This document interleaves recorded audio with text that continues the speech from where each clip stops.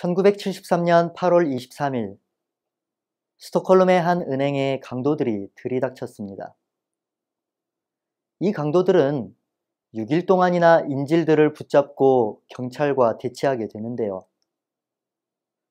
그런데 이 과정에서 이해할 수 없는 상황이 일어나게 됩니다. 잡혀있던 인질들이 자신을 구하러 온 경찰들에게 적대적인 모습을 보여줬을 뿐 아니라 오히려 무장한 강도들에게 매우 호의적인 모습을 보여줍니다. 그리고 구조된 이후에는 증언을 요구하는 경찰에게 오히려 범인들을 변호하기까지 하였습니다. 자신에게 피해를 주는 범죄자들에게 동화되는 것도 모자라 자신들을 구하기 위해 온 경찰들을 오히려 경계하는 모습은 어떻게 보면 정말로 이해하기 어려운 현상입니다. 시간이 지난 후에 닐스 베예롯이라는 학자는 이 이상한 사건이 스웨덴의 도시 스톡홀름에서 일어났다고 해서 스톡홀름 증후군이라는 이름을 붙였습니다.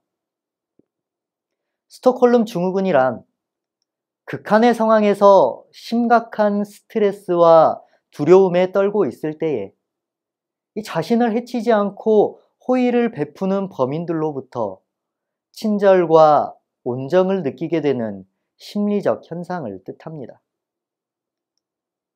다시 상황을 정리해보자면 인질 강도 상황에서 범인들이 인질에게 가하는 억압을 인질들은 내가 스스로 어떻게 할 수 없는 상황이기 때문에 그 상황을 무의식 중에 받아들이게 됩니다.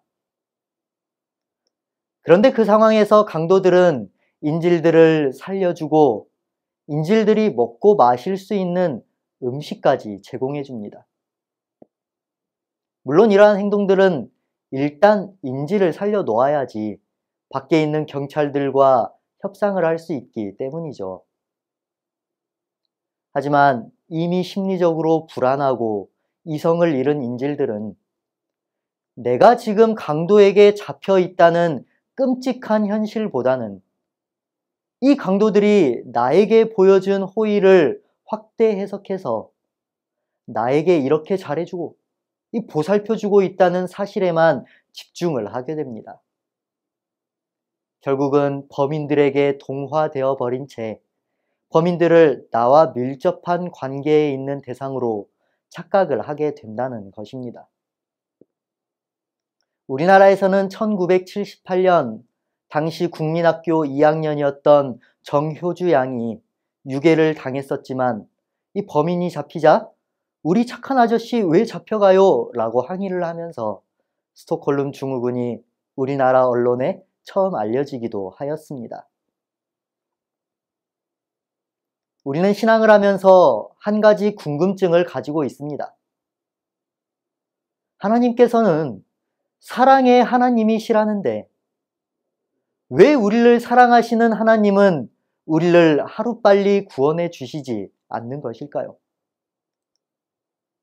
하나님과 그분의 천사들이 악한 원수의 세력보다 훨씬 강하다면 왜 인류에, 아니 우주의 이 큰 전쟁은 여전히 끝나지 않고 있는 것일까요?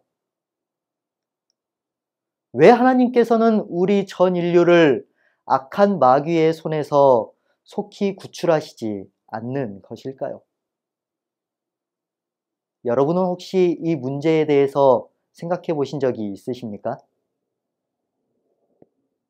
특히 요즘 같은 시대에는 더욱더 이러한 하나님의 사랑의 구원이 간절하게 기다려집니다.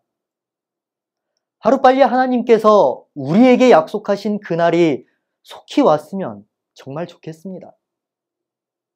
여전히 고통과 아픔과 슬픔과 말로 표현할 수 없는 어려움 속에서 이렇게 수많은 인류가 고난과 시험을 받으면서 갇혀 있는데 왜 우리를 사랑하시는 하나님께서는 이런 고통 가운데 있는 인류를 이 억압에서 여전히 풀어주시지 않고 계시는 것일까요? 다 같이 하나님의 말씀 이사야 59장 1절에서 2절의 말씀을 보도록 하겠습니다.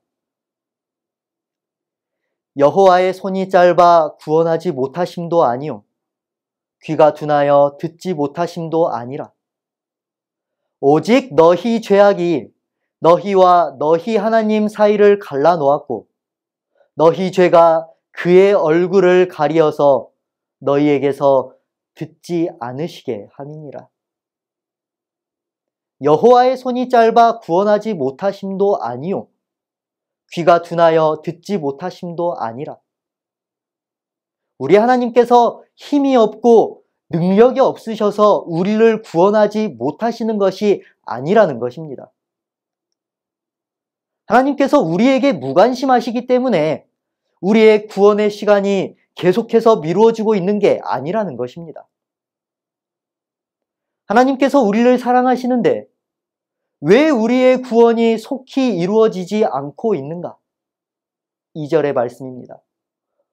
오직 너희 죄악이 너희와 너희 하나님 사이를 갈라놓았고 너희 죄가 그의 얼굴을 가리어서 너희에게서 듣지 않으시게 함이니라.